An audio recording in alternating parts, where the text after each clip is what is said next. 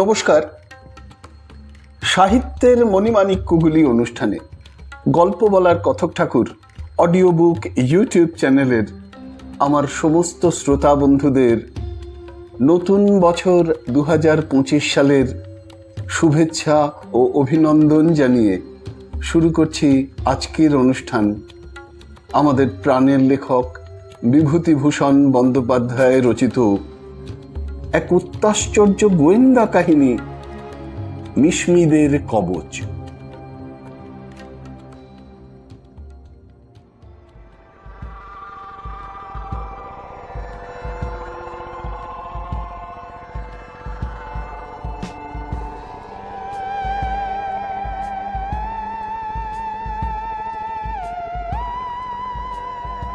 শ্যামপুর গ্রামে সেদিন নন্দোৎসব। শ্যামপুরের পাশের গ্রামে আমার মাতুলালয়। চৌধুরী বাড়ির উৎসবে আমার মামার বাড়ির সকলের সঙ্গে আমারও নিমন্ত্রণ ছিল, সুতরাং সেখানে গেলাম। গ্রামের ভদ্রলোকেরা একটা শতরঞ্জি পেতে বৈঠকখানায় বসে আসর জমিয়েছেন। আমার বড় মামা বিদেশে থাকেন, সম্প্রতি ছুটি নিয়ে দেশে এসেছেন। সবাই মিলে তাঁকে অভ্যর্থনা করলে। এই যে আশুবাবু, সব ভালো তো? নমস্কার। নমস্কার। এই একরকম চলে যাচ্ছে।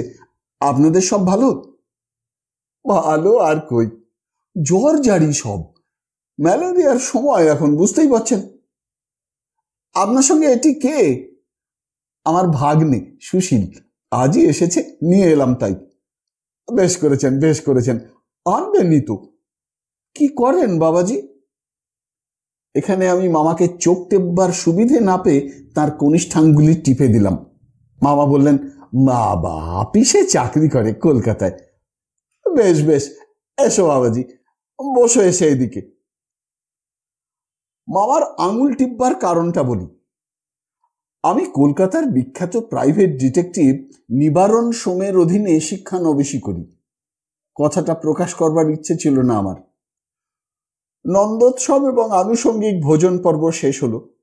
আমরা বিদায় নেবার জোগাড় করছি, এমন সময় গ্রামের জনৈক প্রৌঢ় ভদ্রলোক আমার মামাকে ডেকে বললেন, কাল আপনাদের পুকুরে মাছ ধরতে যাওয়ার ইচ্ছে আছে, সুবিধে হবে কি? বিলক্ষণ, খুব সুবিধা হবে। আসুন না গাঙ্গুলি মশাই, আমার ওখানেই তাহলে দুপুরে আহারাদি করবেন। কিন্তু না না, তা আবার কেন? আপনার পুকুরে মাছ ধরতে দিচ্ছেন এই কত, আবার খেয়ে বিব্রত করতে যাব কেন? তাহলে মাছ ধরাও হবে না, বলে দিচ্ছি। মাছ ধরতে যাবেন কেবল ওই এক শর্তে। গাঙ্গুলি মশাই হেসে রাজি হয়ে গেলেন। পরদিন সকালের দিকে হরিশ গাঙ্গুলি মশাই মামার বাড়িতে এলেন। পল্লীগ্রামের পাকা ঘুঘু মাছ ধরায়, সঙ্গে ছগাছা ছোট বড় ছিপ, দুখানা হুইল লাগানো, বাকি সব বিনা হুইলের। টিনে ময়দার চার, কেঁচো, পিঁপড়ের ডিম, তামাক খাওয়ার সরঞ্জাম, আরো কত কি। মামাকে হেসে বললেন, এলাম বড়বাবু আপনাকে বিরক্ত করতে। একটা লোক দিয়ে গোটা কত কুঞ্চি কাটিয়ে যদি দেন, কেঁচোর চার লাগাতে হবে। মামা জিজ্ঞেস করলেন, এখন বসবেন না ও বেলা? না, এ বেলা বসা হবে না, মাছ চারে লাগতে 2 ঘন্টা দেরি হবে, ততক্ষণ খাওয়া দাওয়া সেরে নেওয়া যায়। একটু সকাল সকাল যদি আহারের ব্যবস্থা। হ্যাঁ হ্যাঁ, সব হয়ে গেছে। আমিও জানি আপনি এসেই খেতে বসবার জন্য তাগাদা দেবেন। মাছ যারা ধরে তাদের কাছে খাওয়া টাওয়া কিছুই নয়, খুব জানি। 1/2 ঘন্টা খানিক পরেই জায়গা করে দেবো খাওয়ার। যথাসময়ে হরিশ গাঙ্গুলি খেতে বসলেন এবং একা প্রায় 3 জনের উপযুক্ত খাদ্য উদরসাৎ করলেন। আমি কলকাতার ছেলে, দেখে তো অবাক। আমার মামা জিজ্ঞেস করলেন, গাঙ্গুলি মশাই আরেকটু পায়েস? তা একটুখানি না হয়। ওসব তো খেতে পাইনি, একা হাত পুড়িয়ে রেঁধে খাই। বাড়িতে মেয়ে মানুষ নেই, বৌমারা থাকেন বিদেশে আমাদের ছেলেদের কাছে, কেউ সব করে দেবে। গাঙ্গুলি মশাই কি একাই থাকেন? একাই থাকি বই কি, ছেলেরা কলকাতায় চাকরি করে, আমার শহরে থাকা পোষায় না। তাছাড়া কিছু নগদি লেনদেনের কারবারও করি, প্রায় 3000 টাকার ওপর। টাকায় 2 আনা মাসে সুদ। আপনার কাছে আর লুকিয়ে কি করব? কাজেই বাড়ি না থাকলে চলে কই, লোকে প্রায় আসছে টাকা দিতে নিতে। গাঙ্গুলি মশাই এই কথাগুলো যেন বেশ একটু গর্বের সঙ্গে বললেন। আমি পল্লীগ্রাম সম্বন্ধে তত অভিজ্ঞ না হলেও আমার মনে কেমন যেন একটা অস্বস্তির ভাব দেখা দিলে। টাকা কড়ির কথা এভাবে লোকজনের কাছে বলে লাভ কি? বলা নিরাপদও নয়, শোভনতা ও রুচির কথা যদি বাদই দিই। গাঙ্গুলি মশাইকে আমার বেশ লাগলো। মাছ ধরতে ধরতে আমার সঙ্গে তিনি অনেক গল্প করলেন।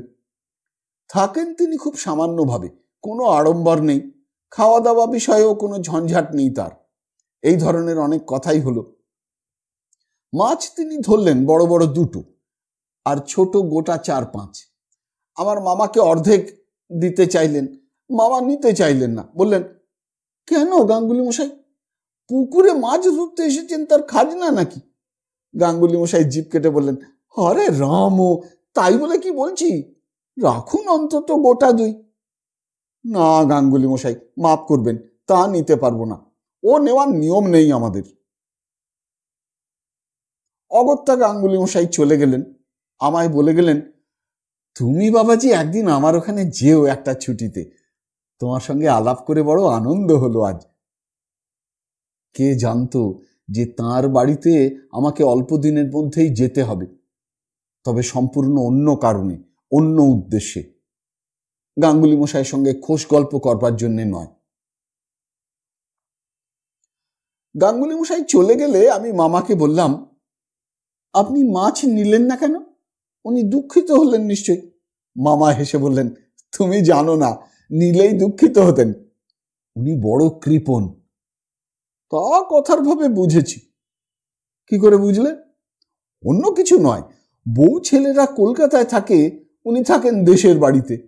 একটা চাকর কি রাঁধুনি রাখেন না, হাত পুড়িয়ে এ বয়সে রেঁধে খেতে হয় তাও স্বীকার, অথচ হাতে 2 পয়সা বেশ আছে। আর কিছু লক্ষ্য করলে? বড় বড় গল্প বলা স্বভাব। আমার ধারণা একটু বাড়িও বলেন। ঠিক ধরেছ। মাছ নিইনি তার আর একটা কারণ, উনি মাছ দিয়ে গেলে সব জায়গায় সে গল্প করে বেড়াবেন, আর লোকে ভাববে আমরা কি চামার, পুকুরে মাছ ধরেছে বলে ওর কাছ থেকে মাছ নিয়েছি। না মামা, এটা আপনার ভুল। এ কথা ভাববার কারণ কি লোকদের, তা কখনো কেউ ভাবে? তা যাই হোক, মোটের ওপর আমি ওটা পছন্দ করিনি। উনি একটা বড় ভুল করেন মামা বাবু, টাকার কথা অমন করে বলে বেড়ান কেন? ওটা ওর স্বভাব, সর্বত্রই করবেন, যেখানে বসবেন সেখানেই টাকার গল্প করেও আজ আসছেন বহুদিন, দেখাতে চান হাতে 2 পয়সা আছে। আমার মনে হয় ও স্বভাবটা ভালো নয়, বিশেষ করে এইসব পাড়া গাঁয়ে। একদিন আপনি একটু সাবধান করে দেবেন না? সে হবে না, তুমি ওকে জানো না, বড্ড একগুঁয়ে, কথা তো শুনবেনই না, আরো ভাববেন নিশ্চয়ই আমার কোনো মতলব আছে। আমি সেদিন কলকাতায় চলে এলাম বিকেলের ট্রেনে।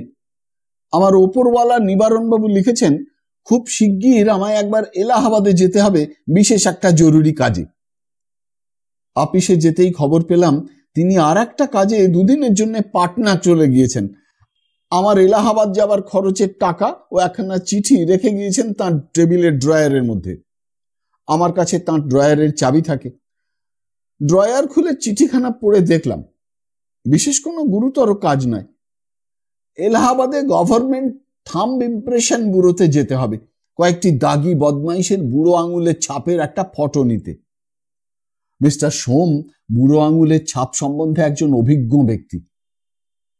এলাহাবাদের কাজ শেষ করতে আমার লাগলো মাত্র 1 দিন। 8-10 দিন রয়ে গেলাম তবু। সেদিন সকালবেলা হঠাৎ মিস্টার সোমের একটা টেলিগ্রাম পেলাম, একটা জরুরি কাজের জন্য আমায় সেই দিনই কলকাতায় ফিরতে লিখেছেন, আমি যেন এলাহাবাদে দেরি না করি। ভোরে হাওড়ায় ট্রেন এসে দাঁড়াতেই দেখি মিস্টার সোম প্ল্যাটফর্মেই দাঁড়িয়ে আছেন। আমি একটু অবাক হয়ে গেলাম, কারণ এরকম কখনো উনি আসেন না। আমায় বললেন, সুশীল, তুমি আজই মামার বাড়ি যাও, তোমার মামা কাল 2খানা আর্জেন্ট টেলিগ্রাম করেছেন তোমায় সেখানে যাবার জন্যে। আমি ব্যস্ত হয়ে বললাম, মামার বাড়ি কারো অসুখ? সবাই ভালো আছে তো? সেসব নয় বলেই মনে হলো, টেলিগ্রামের মধ্যে কারো অসুখের উল্লেখ নেই। কোনো লোক আসেনি সেখান থেকে? না, আমি তার করে দিয়েছি তুমি এলাহাবাদে গিয়েছো, আজই তোমার ফিরবার তারিখ, তাও জানিয়ে দিয়েছি। আমি বাসায় না গিয়ে সোজা শিয়ালদা স্টেশনে চলে এলাম মামার বাড়ি যাবার জন্যে। মিস্টার সোম আমার সঙ্গে এলেন শিয়ালদা পর্যন্ত। বারবার করে বলে দিলেন কোনো গুরুতর ঘটনা ঘটলে তাকে যেন খবর দিই। তিনি খুব উদ্বিগ্ন হয়ে রইলেন। মামার বাড়ি পা দিতেই বড় মামা বললেন, এসেছিস সুশীল? যাক, বড্ড ভাবছিলাম। কি ব্যাপার মামা বাবু, সবাই ভালো তো? এখানকার কিছু ব্যাপার নয়, শ্যামপুরের হরিশ গাঙ্গুলি মশাই খুন হয়েছেন, সেখানে এক্ষুনি যেতে হবে। আমি ভীত ও বিস্মিত হয়ে বললাম, গাঙ্গুলি মশাই? সেদিন যিনি মাছ ধরে গেলেন, খুন হয়েছেন? হ্যাঁ, চলো একবার সেখানে, শিগগির স্নানাহার করে নাও, কারণ সারাদিনই হয়তো কাটবে সেখানে। বেলা 2টোর সময় শ্যামপুরে এসে পৌঁছলাম। ছোট্ট গ্রাম, কখনো সেখানে কারো একটা ঘটি পর্যন্ত চুরি হয়নি, সেখানে খুন হয়ে গিয়েছে। সুতরাং গ্রামের লোকে দস্তুর মতো ভয় পেয়ে গিয়েছে। গ্রামের মাঝখানে বারোয়ারি পূজা মণ্ডপে জড়ো হয়ে সেই কথারই আলোচনা করছে সবাই। আমার মামা এখানে এর পূর্বে অনেকবার এসেছিলেন এই ঘটনা উপলক্ষে, তা সকলের কথাবার্তা থেকে বোঝা গেল। আমার কথা বিশেষ কেউ জিজ্ঞেস করলে না, বা আমার সম্বন্ধে কেউ কোনো আগ্রহ দেখালে না। কেউ জানে না আমি প্রাইভেট ডিটেকটিভ মিস্টার সোমের শিক্ষানবিশ ছাত্র। এসব অজ পাড়াগাঁয়ে ওর নামই কেউ শোনেনি, আমাকে সেখানে কে চিনবে? মামা জিজ্ঞেস করলেন, লাশ নিয়ে গিয়েছে? ওরা বললে, আজ সকালে নিয়ে গেল, পুলিশ এসেছিল। আমি ওদের বললাম, ব্যাপারটা কিভাবে ঘটল? আজ হলো শনিবার, কবে তিনি খুন হয়েছেন? গ্রামের লোকে যেরকম বললে তাতে মনে হলো সে কথা কেউ জানে না। নানা লোক নানা কথা বলতে লাগলো। পুলিশের কাছেও এরা এইরকম বলে ব্যাপারটাকে রীতিমতো গোলমেলে করে তুলেছে। আমি আড়ালে মামাকে ডেকে নিয়ে গিয়ে বললাম, আপনি কি মনে করে এখানে এনেছেন আমায়? মামা বললেন, তুমি সব ব্যাপার শুনে নাও, চলো, অনেক কথা আছে। এই খুনের রহস্য তোমায় আবিষ্কার করতে হবে, তবে বুঝবো মিস্টার সোমের কাছে তোমায় শিক্ষানবিশি করতে দিয়ে আমি ভুল করিনি। এখানে কেউ জানে না তুমি কি কাজ করো, সে তোমার একটা সুবিধে। সুবিধেও বটে, আবার অসুবিধেও বটে। কেন? বাইরের বাজে লোককে কেউ আগ্রহ করে কিছু বলবে না। গোলমাল একটু থামলে একজন ভালো লোককে বেছে নিয়ে সব ঘটনা খুঁটিয়ে জানতে হবে। গাঙ্গুলি মশাইয়ের ছেলে কোথায়? সে লাশের সঙ্গে মহকুমা গিয়েছে, সেখানে লাশ কাটাকুটি করবে ডাক্তারি, তারপর দাহ কার্য করে ফিরবে। লাশ দেখলে বড্ড সুবিধে হতো, সেটা আর হলো না। সেই জন্যই তো বলছি, তুমি কেমন কাজ শিখেছো এটা তোমার পরীক্ষা। এতে যদি পাশ করো তবে বুঝবো তুমি মিস্টার সোমের উপযুক্ত ছাত্র, নয়তো তোমাকে আমি আর ওখানে রাখবো না। এই আমার এক কথা, জেনো। তারপর গাঙ্গুলি মশাইয়ের বাড়ি গেলাম।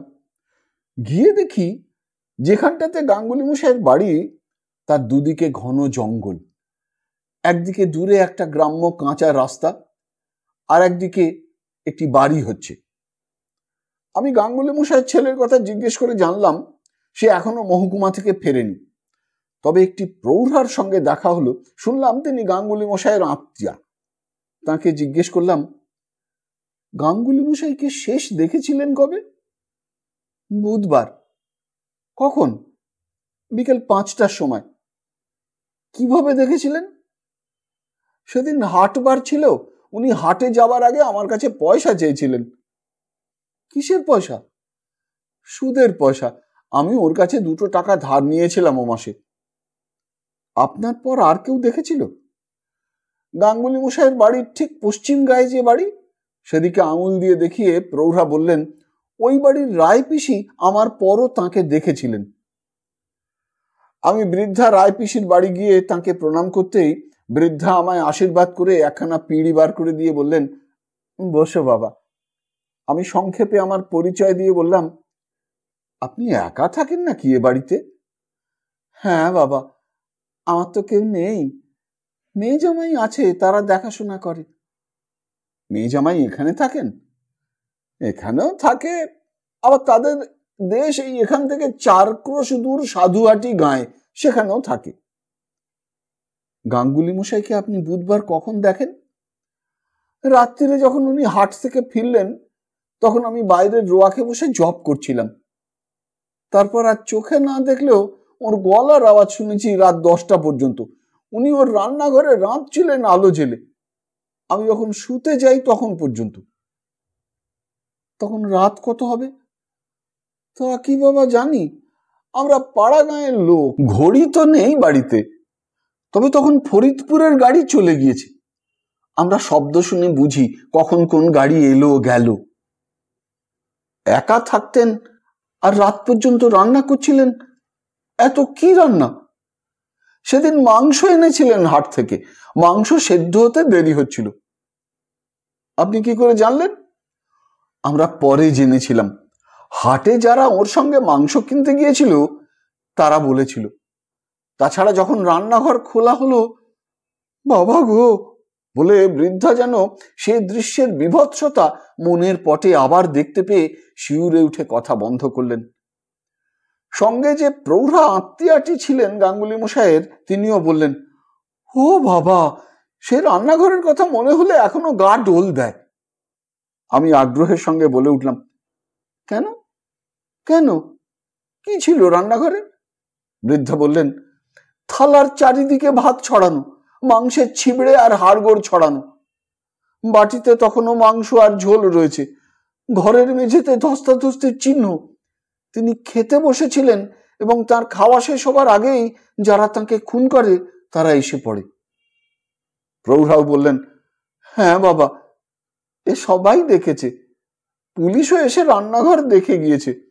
সকলেরই মনে হলো ব্রাহ্মণের খাওয়া শেষ হবার আগেই খুনেরা এসে তার উপর পড়ে।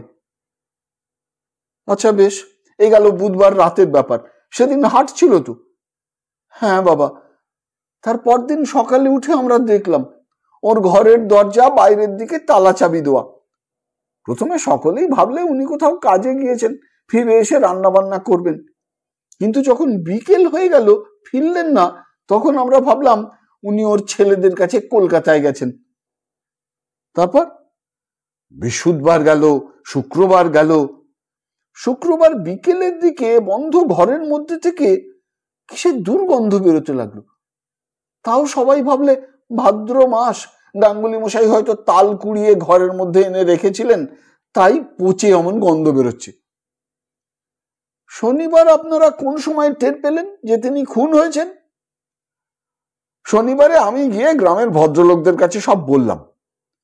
অনেকেই জানতো না যে গাঙ্গুলি মশাইকে কদিন গায়ে দেখা যায়নি। তখন সকলেই এলো। গন্ধ তখন খুব বেড়েছে। পচা তালের গন্ধ বলে মনে হচ্ছে না। কি করলেন আপনারা? তখন সকলে জানলা খোলবার অনেক চেষ্টা করলে, কিন্তু সব জানালা ভেতর থেকে বন্ধ। দোর ভাঙাই সাব্যস্ত হলো। পরের ঘরের দোর ভেঙে ঢোকা ঠিক নয়। এরপর যদি তা নিয়ে কোনো কথা ওঠে, তখন চৌকিদার আর দফাদার ডেকে এনে তাদের সামনে দোর ভাঙা হলো। কি দেখা গেল? দেখা গেল তিনি ঘরের মধ্যে মরে পড়ে আছেন। মাথায় ভারী জিনিস দিয়ে মারার দাগ, মেঝে খুঁড়ে রাশিকৃত মাটি বার করা, ঘরের বাক্স প্যাঁটরা সব ভাঙা, ডালা খোলা, সব তছনছ করেছে জিনিসপত্র। তারপর ওর ছেলেদের টেলিগ্রাম করা হলো। এছাড়া আর কিছু আপনারা জানেন না? না বাবা, আর আমরা কিছু জানি না। গাঙ্গুলি মশাইয়ের প্রতিবেশিনী সেই বৃদ্ধাকে জিজ্ঞেস করলাম, রাত্রে কোন রকম শব্দ শুনেছিলেন গাঙ্গুলি মশাইয়ের বাড়ি থেকে? কিছু না। অনেক রাত্রিরে আমি যখন শুতে যাই তখনও ওর রান্নাঘরে আলো জ্বলতে দেখেছি। আমি ভাবলাম গাঙ্গুলি মশাই আজ এখনো দেখি রান্না করছেন। কেন এরকম ভাবলেন কেন? এত রাত পর্যন্ত তো উনি রান্নাঘরে থাকেন না। সকাল রাত্রিরেই খেয়ে শুয়ে পড়েন। বিশেষ করে সেদিন গিয়েছে ঘোর অন্ধকার রাত্রির অমাবস্যা, তার উপর টিপ টিপ বৃষ্টি পড়তে শুরু হয়েছিল সন্ধ্যে থেকেই। তখন তো আর আপনি জানতেন না যে উনি হাট থেকে মাংস কিনে এনেছেন? না, এমন কিছুই জানি না। হ্যাঁ বাবা, যখন এত করে জিজ্ঞেস করছো তখন একটা কথা আমার এখন মনে হচ্ছে। কি কি বলুন? উনি ভাত খাওয়ার পরে রোজ রাত্রিরে কুকুর ডেকে ইঁটো পাতা কি পাতের ভাত তাদের দিতেন। রোজ রোজ ওর গলার ডাক শোনা যেত। সেদিন আমি আর তা শুনিনি। ঘুমিয়ে পড়েছিলেন হয়তো। না বাবা, বুড়ো মানুষ ঘুম সহজে আসে না, চুপ করে শুয়ে থাকে বিছানায়। সেদিন আর ওর কুকুরকে ডাক দেওয়ার আওয়াজ আমার কানেই যায়নি। ভালো করে জেরা করার ফল অনেক সময় বড় চমৎকার হয়। মিস্টার সোম প্রায়ই বলেন, লোককে বারবার করে প্রশ্ন জিজ্ঞেস করবে, যা হয়তো তার মনে নেই বা খুঁটিনাটির ওপর সে তত জোর দেয়নি, তোমার জেরায় তা তারও মনে পড়বে। সত্য বার হয়ে আসে অনেক সময় ভালো জেরার গুণে। সেদিনই আমার সঙ্গে গাঙ্গুলি মশাইয়ের ছেলে শ্রীগোপালের দেখা হলো। সে তার পিতার দাহকার্য শেষ করে ফিরে আসছে কাঁচা গলায়। আমি তাকে আড়ালে ডেকে নিজের প্রকৃত পরিচয় দিলাম। শ্রীগোপালের চোখ দিয়ে দরদর করে জল পড়তে লাগলো। সে আমাকে সব রকমের সাহায্য করবে প্রতিশ্রুতি দিলে। আমি বললাম, কারো উপর আপনার সন্দেহ হয়? কার কথা বলবো বলুন? বাবার একটা দোষ ছিল, টাকার কথা জাহির করে বেড়াতেন সবার কাছে। কত জায়গায় এসব কথা বলেছেন। তাদের মধ্যে কে কাজ করলে কি করে বলি? আচ্ছা, একটা কথা জিজ্ঞেস করব, কিছু মনে করবেন না। আপনার বাবার কত টাকা ছিল জানেন? বাবা কখনো আমাদের বলতেন না, তবে আন্দাজ 2000-এর বেশি নগদ টাকা ছিল না। সে টাকা কোথায় থাকতো সেটা জানতাম না। ঘরের মেঝেতে বাবা পুঁতে রাখতেন। কতবার বলেছি টাকা ব্যাংকে রাখুন, সেকেলে লোক, ব্যাংক ট্যাঙ্ক বুঝতেন না। গাঙ্গুলি মশাইয়ের মৃত্যুর পর বাড়ি এসে আপনি মেজে খুঁড়ে কিছু পেয়েছিলেন? মেজে তো খুঁড়ে রেখেছিল যারা খুন করেছে তারাই। আমি 1 পয়সাও পাইনি। তবে একটা কথা বলি, 2000 টাকার সব টাকাই তো মেঝেতে পোঁতা ছিল না। বাবা টাকা ধার দিতেন কিনা, কিছু টাকা লোকজনকে ধার দেওয়া ছিল। কত টাকা আন্দাজ? সেদিক থেকেও মজা শুনুন। বাবার খাতাপত্র সব ওই সঙ্গে চুরি হয়ে গিয়েছে। খাতা না দেখলে বলা যাবে না কত টাকা ধার দেওয়া ছিল। খাতাপত্র নিজেই লিখতেন, তার মধ্যেও গোলমাল আছে। আগে নিজেই লিখতেন, ইদানিং চোখে দেখতে পেতেন না বলে একে ওকে ধরে লিখিয়ে নিতেন। কাকে কাকে দিয়ে লিখিয়ে নিতেন জানেন? বেশিরভাগ লেখাতেন সদগোপ বাড়ির ননি ঘোষকে দিয়ে। সে জমিদারি সেরেস্তায় কাজ করে, তার হাতের লেখাও ভালো। বাবার কথা সে খুব শুনতো। ননি ঘোষের বয়স কত? এই 30-32 হবে। ননি ঘোষ লোক কেমন, তার উপর সন্দেহ হয়? মুশকিল হয়েছে, বাবা তো একজনকে দিয়ে লেখাতেন না। যখন যাকে পেতেন তখন তাকেই ধরে লিখিয়ে নিতেন। যে স্কুলের ছেলে গণেশ বলে আছে, ওই মুখুজ্জে বাড়ি থেকে পড়ে, তাকেও দেখি একদিন ডেকে এনেছেন। শুধু ননি ঘোষের উপর সন্দেহ কি করে করব? আর কাকে দেখেছেন? আর মনে হচ্ছে না। আপনি হিসেবের খাতা দেখে বলে দিতে পারেন কোন হাতের লেখা কার? ননির হাতের লেখা আমি চিনি, তার হাতের লেখা বলতে পারি, কিন্তু সে খাতাই বা কোথায়? খুনেরা সে খাতা তো নিয়ে গিয়েছে। কাকে বেশি টাকা ধার দেওয়া ছিল জানেন? কাউকে বেশি টাকা দিতেন না বাবা। 10, 5, 20, বড়জোর 30-এর বেশি টাকা একজনকেও তিনি দিতেন না। শ্যামপুরের জমিদার বাড়ি সেবেলা খাওয়া দাওয়া করলাম। একটা বড় চত্বর, তার চারিধারে নারিকেল গাছের সারি, জামরুল গাছ, বোম্বাই আমের গাছ, আতা গাছ, বেশ ছায়া ভরা উপবন যেন। ডিটেকটিভগিরি করে হয়তো ভবিষ্যতে খাবো, তা বলে প্রকৃতির শোভা যখন মনোহরণ করে, এমন মেঘমেদুর বর্ষা দিনে গাছপালার শ্যাম শোভা উপভোগ করতে ছাড়ি কেন? বসলুম এসে চত্বরের এক পাশে নির্জন গাছের তলায়। বসে বসে ভাবতে লাগলুম, কি করা যায় এখন? মামা বড় কঠিন পরীক্ষা আমার সামনে এনে ফেলেছেন। মিস্টার সোমের উপযুক্ত ছাত্র কিনা আমি, এবার তা প্রমাণ করার দিন এসেছে। কিন্তু বসে বসে মিস্টার সোমের কাছে যতগুলি প্রণালী শিখেছি খুনের কিনারা করবার, সবগুলি পাশ্চাত্য বৈজ্ঞানিক প্রণালী। স্কটল্যান্ড ইয়ার্ডের ডিটেকটিভের প্রণালী, এখানে তার কোনোটি খাটবে না। আঙুলের ছাপ নেওয়ার কোনো ব্যবস্থা তাড়াতাড়িতে করা হয়নি। 7-8 দিন পরে এখন জিনিসপত্রের গায়ে খুনির আঙুলের ছাপ অস্পষ্ট হয়ে গিয়েছে। পায়ের দাগ সম্বন্ধেও ঠিক সেই একই কথা। খুন হবার পর এত লোক গাঙ্গুলি মশাইয়ের ঘরে ঢুকেছে, তাদের সকলের পায়ের দাগের সঙ্গে খুনির পায়ের দাগ একাকার হয়ে তালগোল পাকিয়ে গিয়েছে। গ্রামের কৌতূহলী লোকেরা আমায় কি বিপদেই ফেলেছে। তারা জানে না একজন শিক্ষানবিশ ডিটেকটিভের কি সর্বনাশ তারা করেছে। আর একটা ব্যাপার, খুনটা টাটকা নয়। 7 দিন আগে খুন হয়ে লাশ পর্যন্ত দাহ শেষ, সব ফিনিশ, গোলমাল চুকে গিয়েছে। চোখে দেখিনি পর্যন্ত সেটা। অস্ত্রাঘাতের চিহ্নগুলো দেখলেও তো যা হয় একটা ধারণা করা যেত। একেবারে অন্ধকারে ঢিল ছোঁড়া, ভীষণ সমস্যা। মিস্টার সোমকে কি একখানা চিঠি লিখে তার পরামর্শ চেয়ে পাঠাবো? এমন অবস্থায় পড়লে তিনি নিজে কি করতেন জানাতে বলবো? কিন্তু তাও তো উচিত নয়। মামা যখন বলেছেন এটা যদি আমার পরীক্ষা হয়, তবে পরীক্ষার হলে যেমন ছেলেরা কাউকে কিছু জিজ্ঞেস করে নেয় না, আমায়ও তাই করতে হবে। যদি এর কিনারা করতে পারি, তবে মামা বলেছেন আমাকে এ লাইনেই রাখবেন, নয়তো মিস্টার সোমের কাছ থেকে ছাড়িয়ে নেবেন, নিয়ে হয়তো কোনো আর্টিস্টের কাছে রেখে ছবি আঁকতে শেখাবেন, বা বড় দর্জির কাছে রেখে শার্ট তৈরি, পাঞ্জাবি তৈরি করা শেখাবেন। তবে শিক্ষানবিশের প্রথম পরীক্ষা হিসেবে পরীক্ষা যে বেশ কঠিন, এতে কোনো ভুল নেই। বসে বসে আরো অনেক কথা ভাবলুম।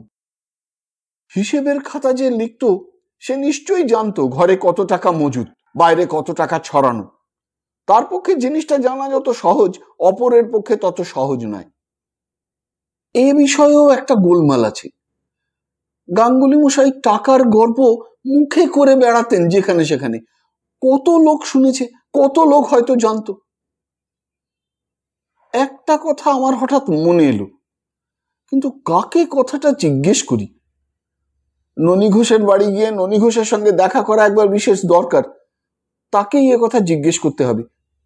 সে নাও বলতে পারে অবশ্যই, তবুও একবার জিজ্ঞেস করতে দোষ নেই। ননী ঘোষ বাড়িতেই ছিল, আমায় সে চেনে না। একটু তাচ্ছিল্য ও ব্যস্ততার সঙ্গে বললে, কি দরকার বাবু? বাড়ি কোথায় আপনার? আমি বললাম, তোমার সঙ্গে দরকারি কথা আছে।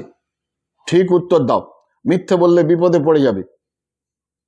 ননীর মুখ শুকিয়ে গেল। দেখলাম সে ভয় পেয়েছে, বুঝেছে যে আমি গাঙ্গুলি মশাইয়ের খুন সম্পর্কে তদন্ত করতে এসেছি, নিশ্চয়ই পুলিশের সাদা পোশাক পরা ডিটেকটিভ। সে এবার বিনয়ে কাঁচুমাচু হয়ে বললে, বাবু যা জিজ্ঞেস করেন করুন। গাঙ্গুলি মশাইয়ের খাতা তুমি লিখতে? ননী ইতস্তত করে বললে, তা ইয়ে আমিও লিখেছি 2-1 দিন। আর ওই গণেশ বলে একটা স্কুলের ছেলে আছে, তাকে দিয়েও। আমি ধমক দিয়ে বললাম, স্কুলের ছেলের কথা হচ্ছে না, তুমি লিখতে কিনা? ননী ভয় ভয় বললে, আগে তা লিখতাম। কতদিন লিখেছ? মিথ্যা কথা বললেই ধরা পড়ে যাবে, ঠিক বলবে কিন্তু। আগে প্রায় লিখতাম, 2 বছর ধরে লিখছি। আর কে লিখতো? ওই যে স্কুলের ছেলে গণেশ। তার কথা ছেড়ে দাও, তার বয়স কত? এই 15-16 হবে। আর কে লিখতো? আর সরফরাজ তরফদার লিখতো। সে এখন? সরফরাজ তরফদারের বয়স কত? কি করে? সে এখন মারা গিয়েছে। বাদ দাও সে কথা, কতদিন মারা গিয়েছে? 2 বছর হবে। এবার একটা কথা জিজ্ঞেস করি, গাঙ্গুলি মশাইয়ের কত টাকা বাইরে ছিল জানো? প্রায় 2000 টাকা। মিথ্যে বলো না, খাতা পুলিশের হাতে পড়েছে, মিথ্যে বললে মারা যাবে। না বাবু, মিথ্যে বলিনি, 2000 হবে। ঘরে মজুদ কত ছিল? তা জানি নে। আবার বাজে কথা, ঠিক করে বলো। বাবু আমায় মেরেই ফেলুন আর যাই করুন, মজুদ টাকা কত তা আমি কি করে বলবো? গাঙ্গুলি মশাই আমায় সে টাকা দেখায়নি তো। খাতায় মজুদ তবিল লেখা থাকতো না। একটা আন্দাজ তো আছে। আন্দাজ কি ছিল বলে তোমার মনে হয়? আন্দাজ আর 700-800 টাকা। কি করে আন্দাজ করলে? ওর মুখের কথা থেকে তাই আন্দাজ হতো। গাঙ্গুলি মশাইয়ের মৃত্যুর কতদিন আগে তুমি শেষ খাতা লিখেছিলে? তা প্রায় 2 মাস আগে। 2 মাসের মধ্যে আমি খাতা লিখিনি, আপনার পায়ে হাত দিয়ে বলছি। তাছাড়া খাতা বেরুলে আমার হাতের লেখা দেখেই তা আপনি বুঝবেন। কোনো মোটা টাকা কি তার মরণের আগে কোনো খাতকে শোধ করেছিল বলে তুমি মনে করো? না বাবু, ঊর্ধ্ব সংখ্যা 30 টাকার বেশি তিনি কাউকে ধার দিতেন না, সেটা খুব ভালো করেই জানি। মোটা টাকা মানে 200-100 টাকা কাউকে তিনি কখনো দেননি। এমন তো হতে পারে 5 জন খাতকে 30 টাকা করে শোধ দিয়ে গেল একই দিনে, 150 টাকা হলো। তা হতে পারে বাবু, কিন্তু তা সম্ভব নয়। একদিনে 5 জন খাতকে টাকা শোধ দেবে না। আর একটা কথা বাবু, চাষি খাতক সব। ভাদ্র মাসে ধান হবার সময় নয়, এখন যে চাষি প্রজারা টাকা শোধ দিয়ে যাবে তা মনে হয় না। ওরা শোধ দেয় পৌষ মাসে, আবার ধান নেয় পাট বুনবার সময় চৈত্র বৈশাখ মাসে। এই সময় লেনদেন বন্ধ থাকে। কোনো কিছু সন্ধান পাওয়া গেল না ননির কাছে। তবুও আমার সন্দেহ সম্পূর্ণরূপে গেল না। ননি হয় সম্পূর্ণ নির্দোষ, নয়তো সে অত্যন্ত ধূর্ত। মিস্টার সোম একটা কথা সবসময় বলেন, বাইরের চেহারা বা কথাবার্তা দ্বারা কখনো মানুষের আসল রূপ জানবার চেষ্টা করো না, করলেই ঠকতে হবে। ভীষণ চেহারার লোকের মধ্যে অনেক সময় সাধু পুরুষ বাস করে, আবার অত্যন্ত সুশ্রী ভদ্রবেশী লোকের মধ্যে সমাজের কণ্টক স্বরূপ দানব প্রকৃতির বদমাইশ বাস করে। এ আমি যে কতবার দেখেছি।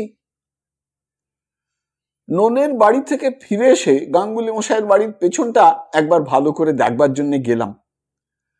গাঙ্গুলি মশাইয়ের বাড়িতে একখানা মাত্র খড়ের ঘর, তার সঙ্গে লাগাও ছোট্ট রান্নাঘর। রান্নাঘরের দরজা দিয়ে ঘরের মধ্যে যাওয়া যায়। এসব আমি গাঙ্গুলি মশাইয়ের ছেলের সঙ্গে ঘুরে ঘুরে দেখলাম। তাকে বললাম, আপনার পিতার হত্যাকারীকে যদি খুঁজে বার করতে পারি আপনি খুব খুশি হবেন। সে প্রায় কেঁদে ফেলে বললে, খুশি কি, আপনাকে 500 টাকা দেব। টাকা দিতে হবে না, আমায় সাহায্য করুন। আর কাউকে বিশ্বাস করতে পারছি না। নিশ্চয়ই করব, বলুন কি করতে হবে। আমার সঙ্গে আসুন আপাতত, তারপর বলবো যখন যা করতে হবে। আচ্ছা চলুন তো বাড়ির পিছন দিকটা একবার দেখি। বড় জঙ্গল, যাবেন ওদিকে? জঙ্গল দেখলে তো আমাদের চলবে না, চলুন দেখি। সত্যি ঘন আগাছার জঙ্গল আর বড় বড় বন গাছের ভিড় বাড়ির পেছনেই। পাড়াগাঁয়ে যেমন হয়ে থাকে, বিশেষ করে এই শ্যামপুরে জঙ্গল একটু বেশি। বড় বড় ভিটে লোকশূন্য ও জঙ্গলাবৃত হয়ে পড়ে আছে বহুকাল থেকে। ম্যালেরিয়ার উৎপাতে দেশ উৎসন্নে গেছিল 20-30 বছর আগে। এখন পাড়ায় পাড়ায় নলকূপ হয়েছে জেলা বোর্ডের অনুগ্রহে। ম্যালেরিয়াও অনেক কমেছে, কিন্তু লোক আর ফিরে আসেনি। জঙ্গলের মধ্যে বর্ষার দিনে মশার কামড় খেয়ে হাত পা ফুলে উঠল। আমি প্রত্যেক স্থান তন্ন তন্ন করে দেখলাম। 7-8 দিনের পূর্বের ঘটনা। পায়ের চিহ্ন যদি কোথাও থাকতে পারে তবে এখানেই তা সম্ভব। কিন্তু জায়গাটা দেখে হতাশ হতে হলো। জমিটা মুঠো ঘাসে ঢাকা। বর্ষায় সেই ঘাস বেড়ে হাতখানেক লম্বা হয়েছে, তার উপর পায়ের দাগ থাকা সম্ভবপর নয়। আমার মনে হলো খুনি রাত্রে এসেছিল ঠিক এই পথে। সামনের পথ লোকালয়ের মধ্যে দিয়ে, কখনোই সে পথে সে আসতে সাহস করেনি। অনেকক্ষণ তন্ন তন্ন করে খুঁজে দেখেও সন্দেহজনক কোনো জিনিস চোখে পড়ল না। কেবল এক জায়গায় একটা শেওড়া গাছের ডাল ভাঙা অবস্থায় দেখে আমি গাঙ্গুলি মশাইয়ের ছেলেকে বললাম, এই ডালটা ভেঙে কে দাঁতন করেছিল? আপনি? গাঙ্গুলি মশাইয়ের ছেলে আশ্চর্য হয়ে বললে, না, আমি এই জঙ্গলে দাঁতন কাঠি ভাঙতে আসবো কেন? না, তাই জিজ্ঞেস করছি। আপনি কি করে জানলেন ডাল ভেঙে কেউ দাঁতন করেছে? ভালো করে চেয়ে দেখুন, একরকম ঘুরিয়ে ঘুরিয়ে মুচড়ে ভেঙেছে ডালটা। তাছাড়া এতগুলো শেওড়া ডালের মধ্যে একটি মাত্র ডাল ভাঙা। মানুষের হাতে ভাঙা বেশ বোঝা যাচ্ছে, দাঁতন কাঠি সংগ্রহ ছাড়া অন্য কি উদ্দেশ্যে এভাবে একটা ডাল কেউ ভাঙতে পারে? আপনার দেখবার চোখ তো অদ্ভুত, আমার তো মশাই ও চোখেই পড়তো না। আচ্ছা দেখে বলুন তো, কতদিন আগে ডালটা ভাঙা হয়েছে? অনেক দিন আগে। খুব বেশি দিন আগে না, মোচড়ানো অংশের গোড়াটা দেখে মনে হয় 6-7 দিন আগে। এর চেয়েও নিখুঁত ভাবে বলা যায়, ওই অংশের সেলুলোজ অনুবীক্ষণ দিয়ে পরীক্ষা করলে ধরা পড়বে। আমি এই গাছের ভাঙা ডালটা কেটে নিয়ে যাব, একটা দা আনুন তো দয়া করে। গাঙ্গুলি মশাইয়ের ছেলের মুখ দেখে বুঝলাম সে বেশ একটু অবাক হয়েছে। ভাঙা দাঁতন কাঠি নিয়ে আমারও তো মাথা ব্যথার কারণ কি সে বুঝতে পারছে না। সে পিছন ফিরে দা আনতে যেতে উদ্যত হলো, কিন্তু 2-4 পা গিয়েই থমকে দাঁড়িয়ে ঘাসের মধ্যে থেকে কি একটা জিনিস হাতে তুলে নিয়ে বললে, এটা কি? আমি তার হাত থেকে জিনিসটা নিয়ে দেখলাম, সেটা একটা কাঠের ছোট্ট গোলাকৃতি পাত। ভালো করে আলোয় নিয়ে এসে পরীক্ষা করে দেখলাম, পাতের গায়ে একটা খোদাই কাজ, একটা ফুল, ফুলটার নিচে একটা শেয়ালের মতো জানোয়ার। শ্রীগোপাল বললে, এটা কি বলুন তো? আমি বুঝতে পারলাম না কি জিনিস এটা হতে পারে, তাও আন্দাজ করতে পারলাম না। জিনিসটা হাতে নিয়ে সেখান থেকে চলে এলাম। যাবার আগে শেওড়া গাছের ভাঙা ডালের গোড়াটা কেটে নিয়ে এলাম। পরদিন থানায় গিয়ে দারোগা বাবুর সঙ্গে দেখা করে আমার পরিচয় দিলাম। তিনি আমায় সমাদর করে বসালেন, আমায় বললেন তার দ্বারা যতদূর সাহায্য করা সম্ভব তা তিনি করবেন। আমি বললাম, আপনি এ সম্বন্ধে কিছু তদন্ত করেছেন? তদন্ত করা শেষ করেছি, তবে আসামি বার করা ডিটেকটিভ ভিন্ন সম্ভব নয় এক্ষেত্রে। ননী ঘোষকে আমার সন্দেহ হয়, আমারও হয়, কিন্তু ওর বিরুদ্ধে প্রমাণ সংগ্রহ করা সহজ হবে না। ওকে চালান দিন না, ভয় খেয়ে যাক। খুনের রাত্রে অনুপস্থিত ছিল, কোথায় ছিল তার সন্তোষজনক প্রমাণ দিতে পারেনি। আপনি ওকে চালান দিতে পরামর্শ দেন? দিলে ভালো হয়। এর মধ্যে আরো একটা উদ্দেশ্য আছে, বুঝেছেন নিশ্চয়ই। দারোগা বাবু হেসে বললেন, এতদিন পুলিশের চাকরি করে তার বুঝিনি মশাই। ওকে চালান দিলে সত্যিকার হত্যাকারী কিছু অসতর্ক হয়ে পড়বে এবং যদি গা ঢাকা দিয়ে থাকে তবে বেরিয়ে আসবে, এই তো? ঠিক তাই। যদিও ননী ঘোষকে আমি বেশি সন্দেহ করি, লোকটা ধূর্ত প্রকৃতির। কাল আমি লোকজন নিয়ে গ্রামে গিয়ে ডেকে বলবো ননীকে কালই চালান দিয়ে দেবো। চালান দেওয়ার সময় গ্রামের সব লোকের সেখানে কিন্তু উপস্থিত থাকা দরকার। দারোগা বাবু বললেন, দাঁড়ান, একটা কথা আছে। হিসেবের খাতার একখানা পাতা সেদিন কুড়িয়ে পেয়েছিলাম গাঙ্গুলি মশাইয়ের ঘরে, পাতাখানা একবার দেখুন তো। একখানা হাত চিঠে কাগজের পাতা নিয়ে এসে দারোগা বাবু আমার হাতে দিলেন। আমি হাতে নিয়ে বললাম, এ তো ননীর হাতের লেখা নয়। না, এ গণেশের হাতের লেখাও নয়, সরফরাজ তরফদারেরও নয়, কারণ সে মারা যাওয়ার পরে এ লেখা। তারিখটা দেখুন। তবে খুনের অনেক দিন আগে এ লেখা হয়েছে, 4 মাসেরও বেশি আগে। ব্যাপারটা ক্রমশ জটিল হয়ে পড়ছে মশাই। আমি একটা জিনিস আপনাকে তবে দেখাই। দারোগা বাবুর হাতে কাঠের পাতটা দিয়ে বললাম, এই জিনিসটা দেখুন। দারোগা বাবু সেটা হাতে নিয়ে বললেন, কি এটা? কি জিনিসটা তা ঠিক বলতে পারবো না, তবে গাঙ্গুলি মশাইয়ের বাড়ির পিছনের জঙ্গলে এটা কুড়িয়ে পেয়েছি।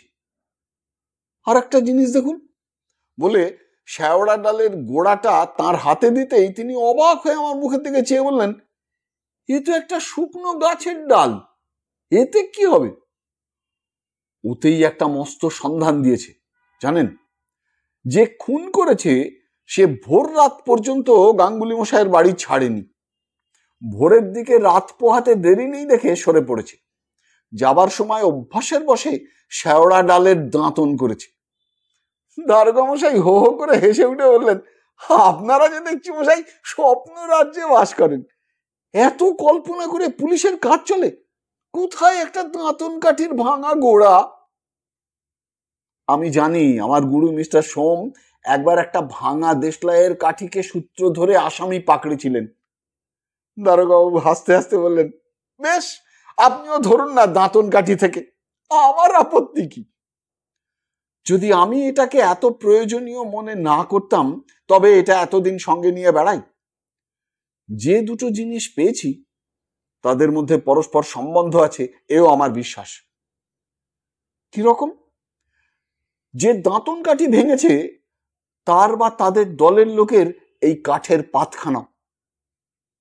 পাতখানা কি সেই কথা পরে বলবো। আর একটা সন্ধান দিয়েছে এই দাঁতন কাঠিটা। কি?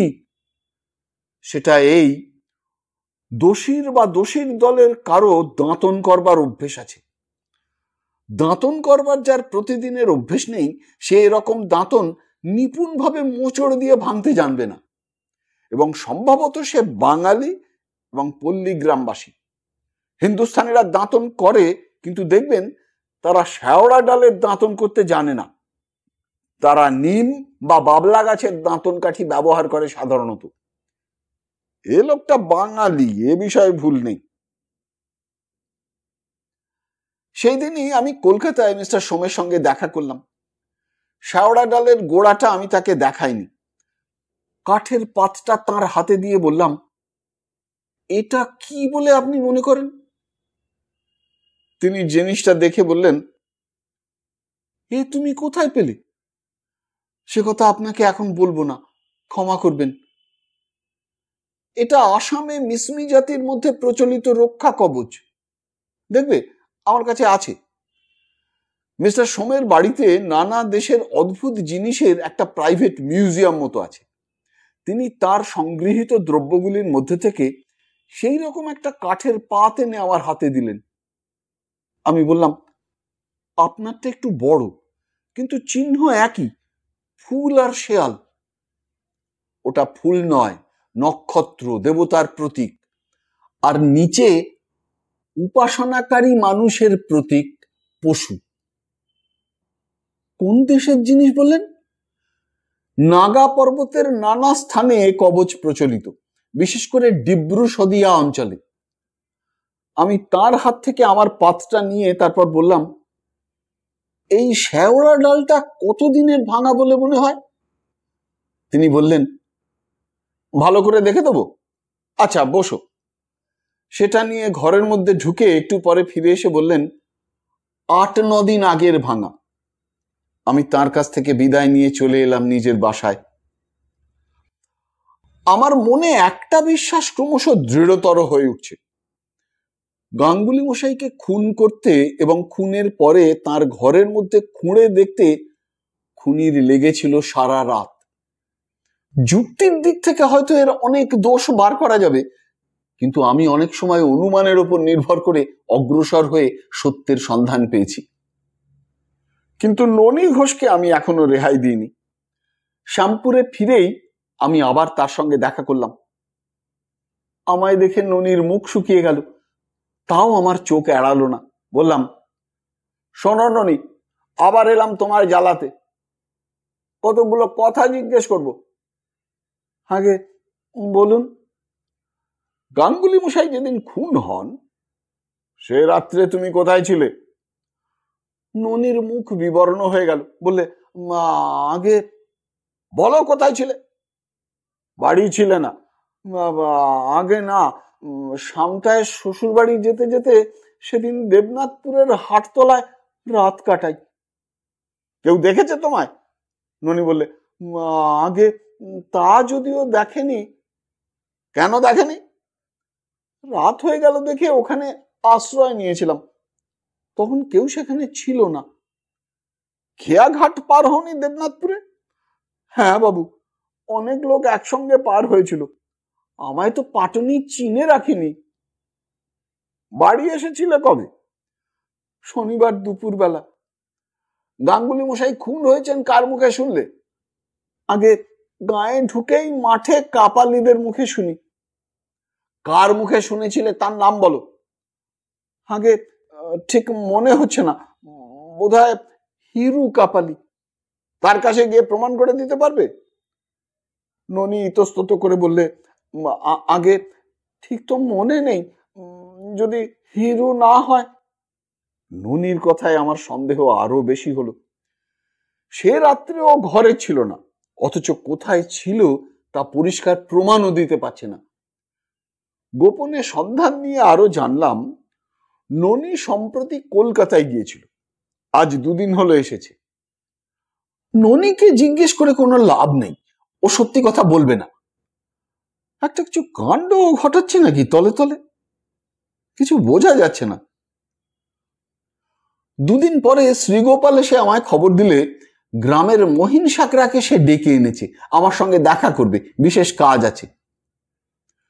মহিন সাকরার বয়স প্রায় 50-এর ওপর, নিতান্ত ভালো মানুষ, গ্রাম্য সাকরা, ঘোর প্যাঁচ জানে না বলেই মনে হলো। শ্রীগোপালকে বললাম, একে কেন এনেছো? এ কি বলছে শুনুন। কি মহিন? বাবু, ননি ঘোষ আমার কাছে 11 ভরি সোনার তাবিজ আর হার তৈরি করে নিয়েছে, আজ 3-4 দিন আগে। দাম কত? 27 টাকা করে ভরি, হিসেব করুন। টাকা নগদ দিয়েছিল? হ্যাঁ বাবু। সে টাকা তোমার কাছে আছে? নোট না নগদ? নগদ। টাকা নেই বাবু, তাই নিয়ে মহাজনের ঘর থেকে সোনা কিনে এনে গহনা গড়ি। 2-1 টাকাও নেই? না বাবু। তোমার মহাজনের কাছে আছে? বাবু, রানাঘাটের শীতল পোদ্দারের দোকানে কত সোনা কেনা বেচা হচ্ছে দিনে, আমার সে টাকা কি তারা বসিয়ে রেখেছে? শীতল পোদ্দার নাম? আমার সঙ্গে তুমি চলো রানাঘাটে আজই। বেলা 3টে ট্রেনে মহিন সাকরাকে নিয়ে রানাঘাটে শীতল পোদ্দারের দোকানে হাজির হলাম। সঙ্গে মহিনকে দেখে বুড়ো পোদ্দার মশাই ভাবলে বড় খরিদ্দার একজন এনেছে মহিন। তাদের আদর অভ্যর্থনাকে উপেক্ষা করে আমি আসল কাজের কথা পারলাম একটু কড়া এবং রুক্ষস্বরে। বললাম, সেদিন এই মহিন আপনাদের ঘরে সোনা কিনেছিল 11 ভরি? পোদ্দারের মুখ বিবর্ণ হয়ে উঠল ভয়ে, ভাবলে এই নিশ্চয়ই পুলিশের হাঙ্গামা। সে ভয় ভয় বললে, হ্যাঁ বাবু, কিনেছিল। টাকা নগদ দেয়? তা দিয়েছিল। সে টাকা আছে? না বাবু, টাকা কখনো থাকে? আমাদের বড় কারবার, কোথাকার টাকা কোথায় গিয়েছে। আমি ওকে ভয় দেখানোর জন্য কড়া সুরে বললাম, ঠিক কথা বলো, টাকা যদি থাকে জানিয়ে দাও।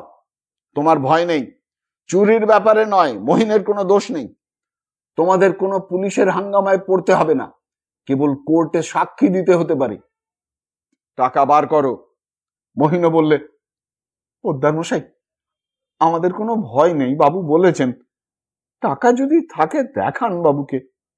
পোদ্দার বললে, কিন্তু বাবু একটা কথা, টাকা তো সব সমান, টাকার গায়ে কি নাম লেখা আছে?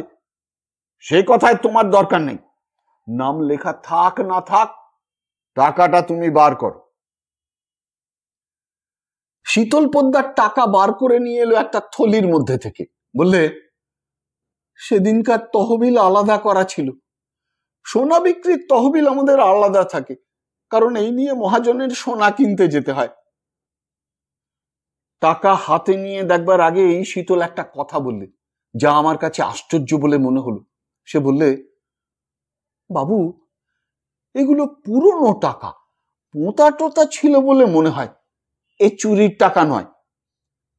আমি প্রায় চমকে উঠলাম ওর কথা শুনে। মহিন সাকরার মুখ দেখি বিবর্ণ হয়ে উঠেছে। আমি বললাম, তুমি কি করে জানলে এ পুরনো টাকা? দেখুন, আপনিও দেখুন হাতে নিয়ে। পুরনো কলঙ্ক ধরা রূপো দেখলে আমাদের চোখে কি চিনতে বাকি থাকে বাবু? এই নিয়ে কারবার করছি যখন।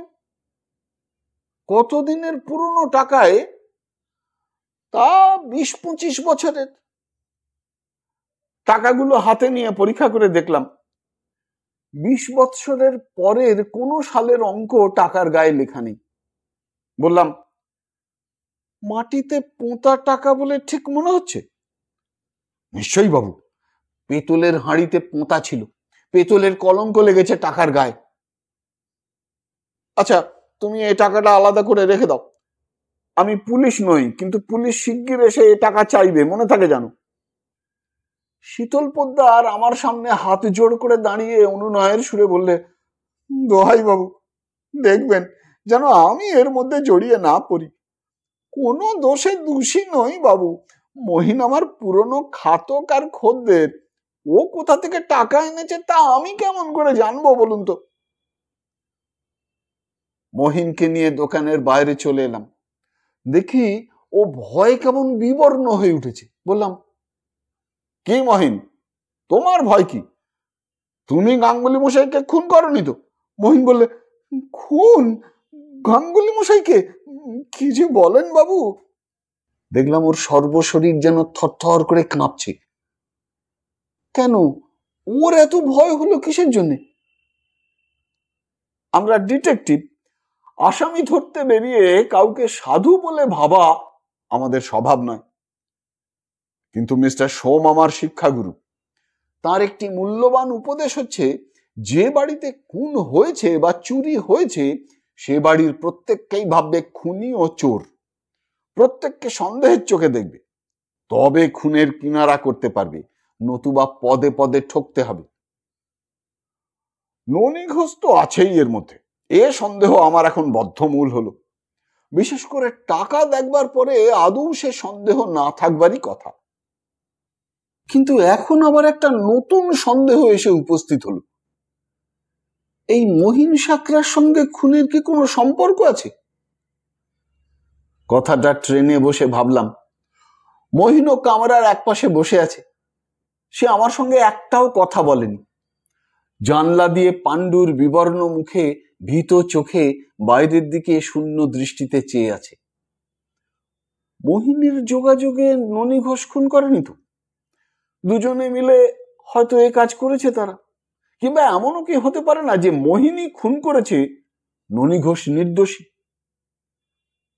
তবে একটা কথা, ননী ঘোষের হাতেই খাতাপত্র, কত টাকা আসছে যাচ্ছে ননী তো জানত। মহিন সাকরা সে খবর কি করে রাখবে? তখনই একটা কথা মনে পড়ল। গাঙ্গুলি মশাই ছিলেন সরল প্রাণ লোক, যেখানে সেখানে নিজের টাকা কড়ির গল্প করে বেড়াতেন, সবাই জানে। মহিনকে বললাম, তোমার দোকানে অনেকে বেড়াতে যায় না? মহিন যেন চমকে উঠে বললে, হ্যাঁ বাবু, গাঙ্গুলি মশাইও যেতেন। তা যেতেন বই কি বাবু, গিয়ে গল্প টল্প করতেন। তা করতেন বই কি, টাকা কুড়ির কথা কখনো বলতেন তোমাদের দোকানে বসে? সেটা তো তার স্বভাব ছিল, সে কথাও বলতেন মাঝে মাঝে। ননী ঘোষের সঙ্গে তোমার খুব মাখামাখি ভাব ছিল। আমার দোকানে আসতো গহনা গড়াতে, আমার খদ্দের, এ থেকে যা আলাপ। তাছাড়া সে আমার গাঁয়ের লোক। খুব মাখামাখি ভাব আর এমন কি থাকবে, যেমন থাকে। তুমি আর ননী দুজনে মিলে গাঙ্গুলি মশাইকে খুন করে টাকা ভাগাভাগি করে নিয়েছো, কেমন কিনা? এই প্রশ্ন করেই আমি ওর মুখের দিকে তীক্ষ্ণ দৃষ্টিতে চেয়ে দেখলাম। ভয়ের রেখা ফুটে উঠল ওর মুখে। ও আমার মুখের দিকে বড় বড় চোখ করে বললে, কি যে বলেন বাবু, আমি ব্রহ্ম হত্যার পাতখবর টাকার জন্যে? দোহাই ধর্ম, আপনাকে সত্যি কথা বলছি বাবু। কিচ্ছু বুঝতে পারা গেল না। কেউ কেউ থাকে নিপুণ ধরনের স্বাভাবিক অভিনেতা, তাদের কথাবার্তা হাবে ভাবে বিশ্বাস করলেই ঠকতে হয়, এ আমি কতবার দেখেছি।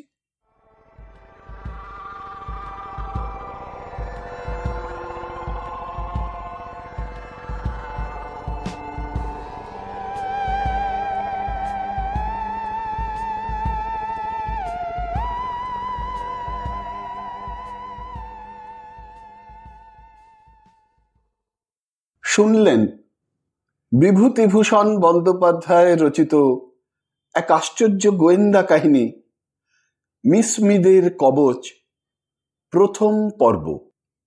যদি এই অনুষ্ঠানটি আপনার ভালো লেগে থাকে তবে অবশ্যই একটি লাইক দিয়ে আমায় উৎসাহিত করবেন। যারা এখনো আমার এই চ্যানেলটিকে সাবস্ক্রাইব করেননি তারা অবশ্যই সাবস্ক্রাইব বোতামটি টিপে চ্যানেলটিকে সাবস্ক্রাইব করে নেবেন এবং ভিডিওর কমেন্ট বক্সে আপনার মূল্যবান মতামত জানিয়ে চ্যানেলটিকে আরো এগিয়ে নিয়ে যেতে আমায় সাহায্য করবেন।